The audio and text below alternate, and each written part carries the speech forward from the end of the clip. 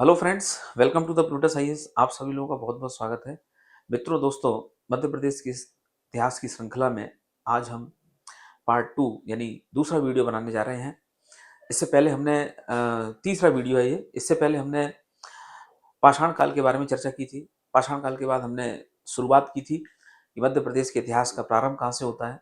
राजा मनु से, भगवान जो है सूर्य से, ब्रह्मा से, विष्णु जी से, और फिर आइए उसके बाद का हम लोग तीसरा पार्ट जो है वो चालू करते हैं। तो ये पार्ट जो है इसको 3 लिखते हैं। आइए, तो मध्य प्रदेश के इतिहास में सबसे पहले बात आती है कि इस प्रकृति मध्य प्रदेश गोंडवाना लैंड का हिस्सा है।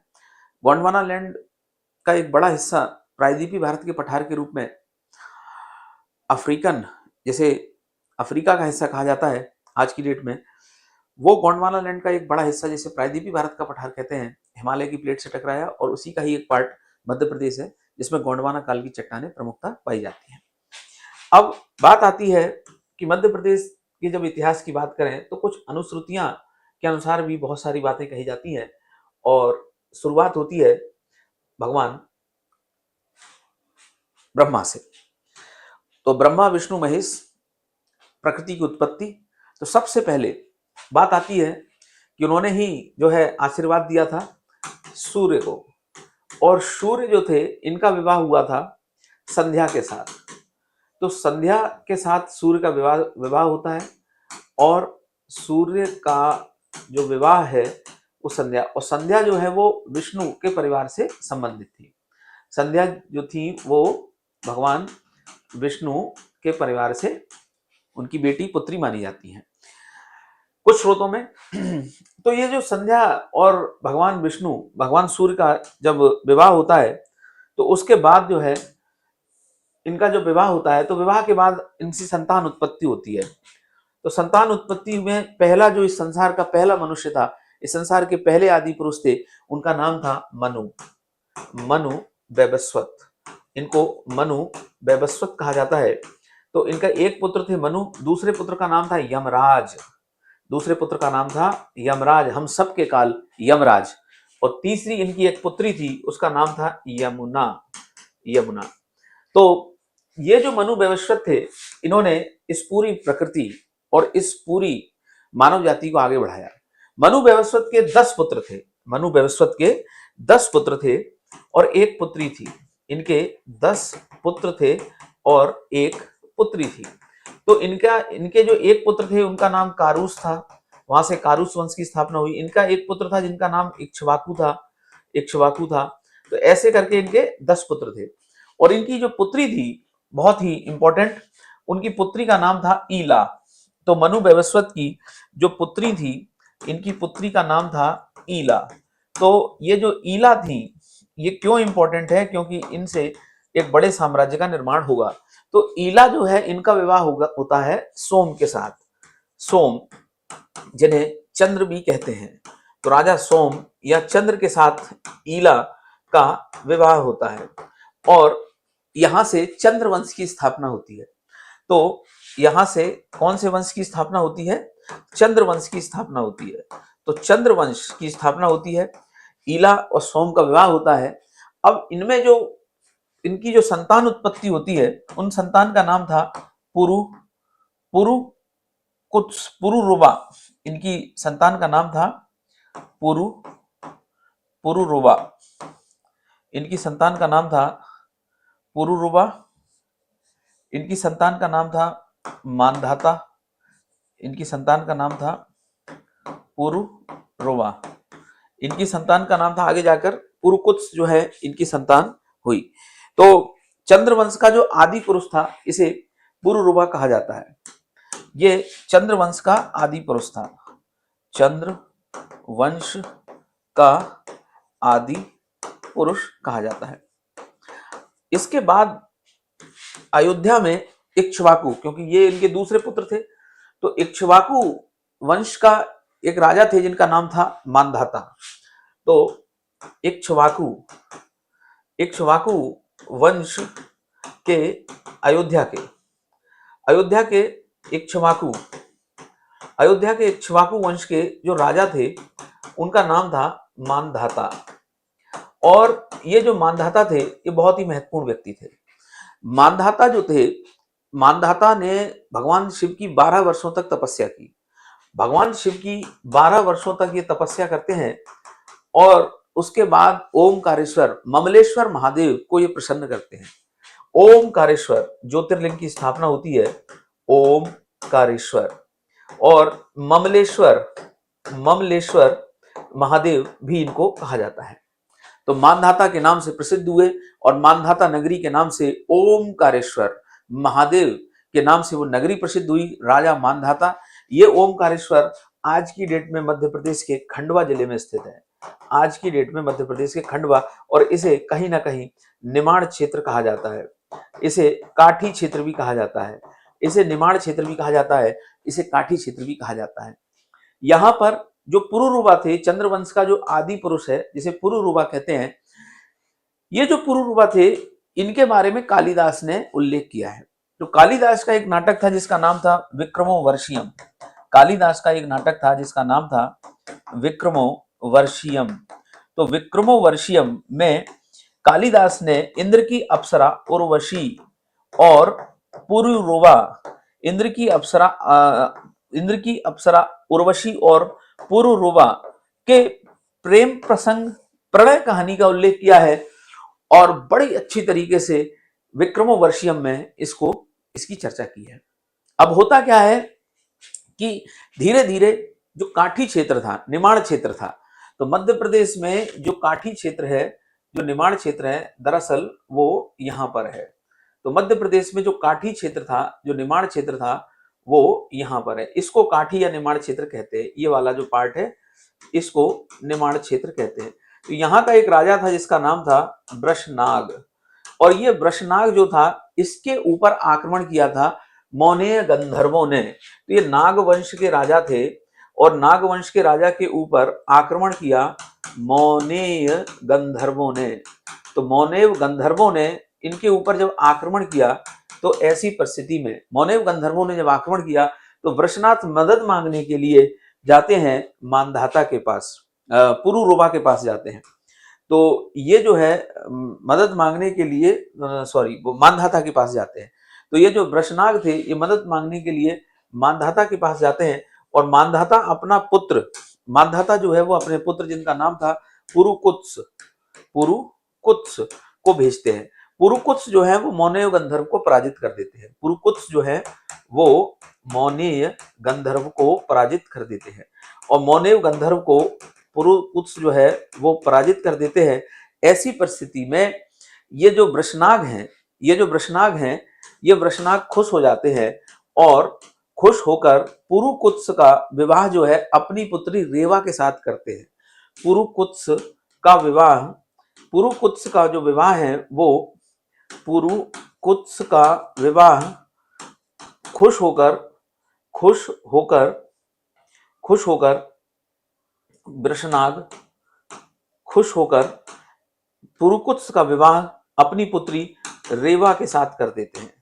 तो पुरुकुत्स का जो विवाह है वो अपनी पुत्री रेवा, और इन्हीं रेवा के नाम पर नर्मदा नदी का नाम नर्मदा नदी जो है इसी को ही नर्मदा नदी कहा जाता है। यानी नर्मदा नदी का नाम इन्हीं के नाम पर पड़ा है, नर्मदा मैया। मध्य प्रदेश की सबसे पवित्र नदी है नर्मदा मैया। अब इसके बाद क्या होता है कि इसी में अगले जो है वंशज होते हैं। तो ये जो मानधाता थे इनकी शादी होती है बिंदुमती से। तो बिंदुमती से जब इनकी शादी होती है मानधाता की शादी होती है बिंदुमती से, और इनके 3 पुत्र होते हैं मानधाता के। तो मानधाता के 3 पुत्र होते हैं, इनमें से एक का नाम पुरुकुत्स था, दूसरे का नाम मुचुकुंद था और तीसरे का नाम अम्बरीश था। तो ये जो मुचुकुंद थे, इन मुचुकुंद ने एक बड़े क्षेत्र पे कहीं ना कहीं अधिकार किया। यानी ये मुचुकुंद थे, इन्होंने परियात्र पर्वत, इन्होंने रिच पर्वत जिसे अमरकंटक का क्षेत्र कहा जाता है, उस पर।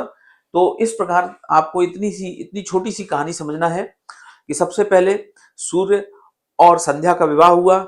पहले पुरुष मनु वैवस्वत जो है उनकी उत्पत्ति होती है, उनके भाई यमराज थे, उनकी बहन जो है यमुना थी। मनु वैवस्वत के 10 पुत्र थे और मनु वैवस्वत की एक जो पुत्री थी जिनका नाम ईला था। तो ईला का जो विवाह है सोमचंद्र के साथ हुआ, सोमचंद्र वंश की स्थापना होती है और वहां से एक पुत्र की उत्पत्ति होती है। उस पुत्र का नाम था पुरुरुवा। पुरुरुवा के बारे में कालिदास ने वर्णन किया विक्रमोर्वशीयम में, जिसमें उन्होंने इंद्र की अप्सरा और पुरुरुवा के प्रेम कहानी के बारे में वर्णन किया। वहीं इक्ष्वाकु, क्योंकि इनके 10 पुत्र थे मनु वैवस्वत के, तो एक थे इक्ष्वाकु। तो अयोध्या में इक्ष्वाकु वंश के राजा थे मानधाता। 12 वर्ष तक कठोर तपस्या की, ओमकारेश्वर ममलेश्वर महादेव को जो है प्रसन्न किया, वरदान मिला।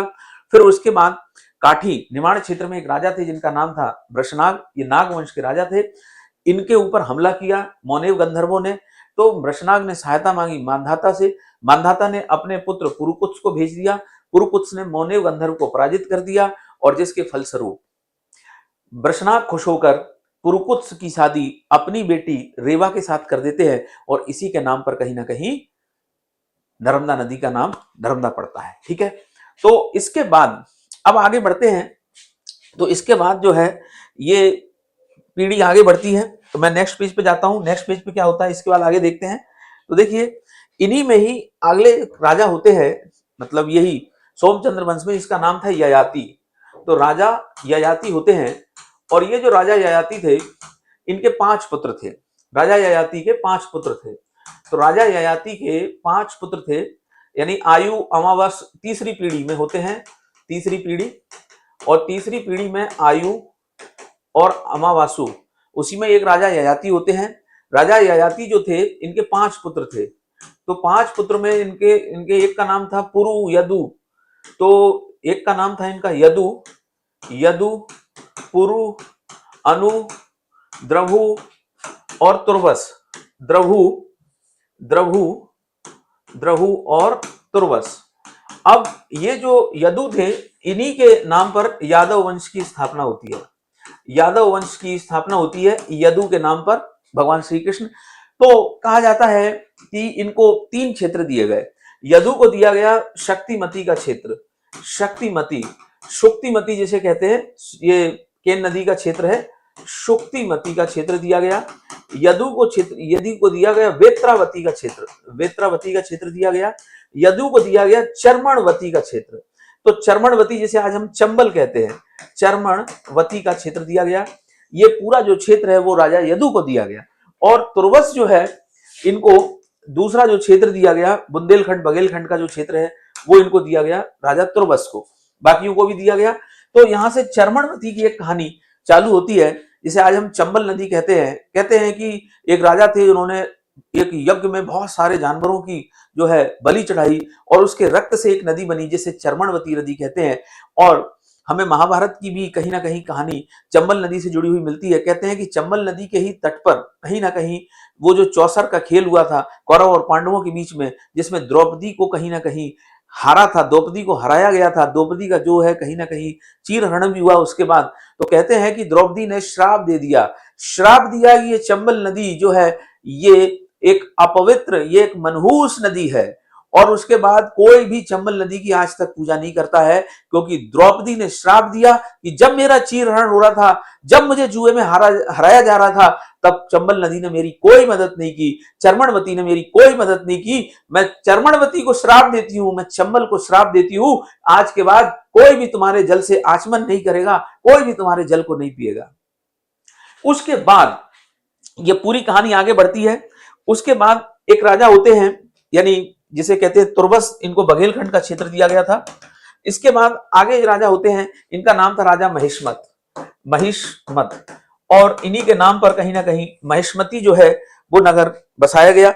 इन्होंने मुचकुंद को पराजित किया, इन्होंने मुचुकुंद को, राजा मुचुकुंद को पराजित किया। और मुचुकुंद को पराजित करने के साथ साथ इन्होंने जो मालवा का क्षेत्र है उसके बड़े क्षेत्र पे कहीं ना कहीं अधिकार किया।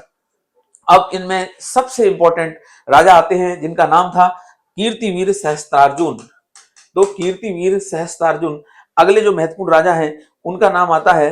और जिस कीर्तिवीर, कीर्तिवीर, तो ये है वंश जो है, एक वंश इसके बाद आता है जिसका नाम था है वंश।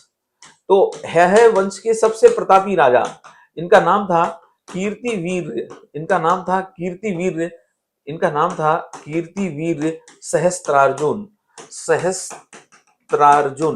और ये जो कीर्तिवीर सहस्त्रार्जुन थे, ये 1000 भुजाओं वाले थे, ये 1000 भुजाओं वाले थे।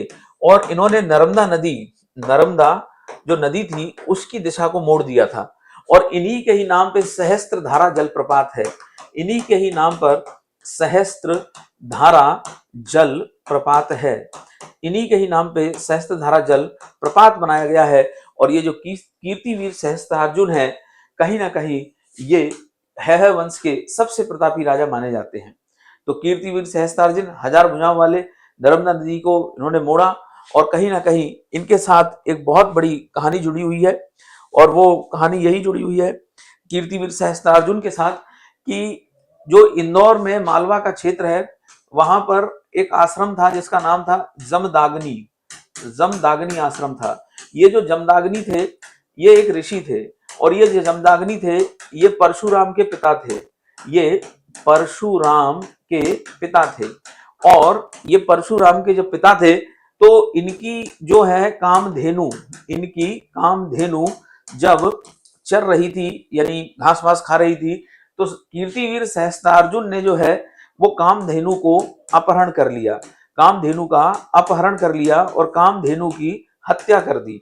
जब कामधेनु की हत्या कर देते हैं, तो चूंकि जमदाग्नि के पुत्र थे परशुराम, जमदाग्नि के जो पुत्र थे उनका नाम था परशुराम, उनका नाम था परशुराम। तो परशुराम जो है वो नाराज हो जाते हैं, और परशुराम जो है वो कीर्तिवीर सहस्त्रार्जुन का हत्या कर देते हैं। यानी इनको, इनका वध किया गया किसके द्वारा? परशुराम के द्वारा। तो परशुराम जो थे, परशु जो राम थे, परशुराम के द्वारा कीर्तिवीर सहस्त्रार्जुन की हत्या कर दी गई, इनका वध कर दिया गया। तो ये पूरा कीर्तिवीर सहस्त्रार्जुन से संबंधित मध्य प्रदेश में क्वेश्चन पूछा जा सकता है। इसी प्रकार एक और वंश की स्थापना, आगे वंश है, इसका नाम है कुंतल। तो ये जो कुंतल वंश के जो राजा थे, इन्होंने मुरैना, मुरैना के आसपास वाले क्षेत्र में शासन किया था। इसी प्रकार एक और वंश था जिसका नाम था पवैया।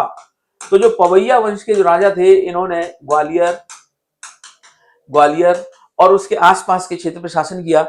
और यहीं पर आगे जाकर स्थापना होगी नागवंश की, नागवंश की स्थापना ये पवैया, ग्वालियर। तो इस प्रकार से मध्य प्रदेश की यदि बात की जाए, तो ये जो उज्जैन नाम था, वो उज्जैन अर्जुन का एक पुत्र था जिनका नाम था जयध्वज, अर्जुन का एक पुत्र था जिसका नाम था जयध्वज, जयध्वज। और इन्हीं के ही पीढ़ी में एक पुत्र था जिसका नाम था अवंती। और इन्हीं के ही जो है यहीं पर एक ऋषि थे मालवा क्षेत्र में जिनका नाम था अच्युतगामी, इनका नाम था अच्युतगामी। और इन्हीं के ही नाम से उज्जैन नगरी, इन्हीं के नाम से उज्जैन, अवंती जो नगरी थी उसे उज्जैन नाम कहा गया, उसे उज्जैन नाम कहा गया। तो ये पूरी जो है मध्य प्रदेश का पौराणिक इतिहास था, इसमें बहुत सारी जनश्रुतियां भी थी। और जैसे मैंने कहा कारूश, तो जो कारूश वंश था, ये कारूश वंश ने बघेलखंड में शासन किया, बघेलखंड में शासन किया। और ये जो बघेलखंड था, ये बघेलखंड आप मैप में देखोगे तो बघेलखंड कुछ यहाँ पर है, यानी कि इस मैप में आप देखोगे तो यहाँ पर एक नदी है, इसका नाम है सोन नदी, ये है अमरकंटक। तो सोन नदी के ये पूर्व वाला जो क्षेत्र है इसको बघेलखंड कहते हैं, इसे बघेलखंड कहते हैं। तो कारूश वंश के जो महान शासक हुए उन्होंने बघेलखंड पे शासन किया। तो कारूश वंश, कुंतल वंश, पवैया वंश, नागवंश, वृषनाग, मौने गंधर्व, मानधाता, इक्ष्वाकु, इसके अलावा ईला, सोमचंद्र, इसके अलावा राजा ययाति, फिर राजा ययाति के 5 पुत्र पुरु, यदु, तुर्वस, अनु, द्रभु, फिर उसके बाद राजा, फिर यदु, यदु से बना यादव वंश। और फिर भगवान श्री कृष्ण के कहीं ना कहीं यदुवंशी थे। और पूरी कहानी का एक पार्ट नर्मदा नदी से जुड़ा हुआ है, नर्मदा नदी से भी जुड़ा हुआ है, चंबल नदी से भी जुड़ा हुआ है। चंबल को चर्मणवती कहा गया, यानी इनको 5 क्षेत्र मिले थे। और उसमें से जो है, जैसे मैंने कहा, राजा जो यदु थे, राजा जो यदु थे उनको जो है चर्मणवती मिला, शुक्तिमुति यानी केन नदी का क्षेत्र मिला, वेत्रवती यानी वेतवा नदी का क्षेत्र मिला। और कहीं ना कहीं चर्मणवती जो थी उनको श्राप दिया था द्रौपदी ने, क्योंकि जब कहते हैं कि चंबल के ही किनारे जो है वो चौसर का खेल हुआ था, कौरव और पांडवों के बीच में जुआ हुआ था जिसमें द्रौपदी को हारे गए। द्रौपदी हार गई थी तो द्रौपदी ने श्राप दिया था कि तुमने मेरे जो है अस्मिता की रक्षा नहीं की है, इसीलिए मैं चंबल तुमको श्राप देती हूं कि आज के बाद तुम्हारी कोई भी पूजा नहीं करेगा। याद रखिए, चंबल की आज भी कोई पूजा नहीं करता है। तो हमने ये कुछ बातें पढ़ी। अब इसके बाद हम लोग महाभारत और रामायण काल की कुछ महत्वपूर्ण बातों के साथ महाजनपद काल पे पढ़ेंगे नेक्स्ट वीडियो में। तो आज के लिए इतना ही। Thank you very much. बहुत बहुत धन्यवाद।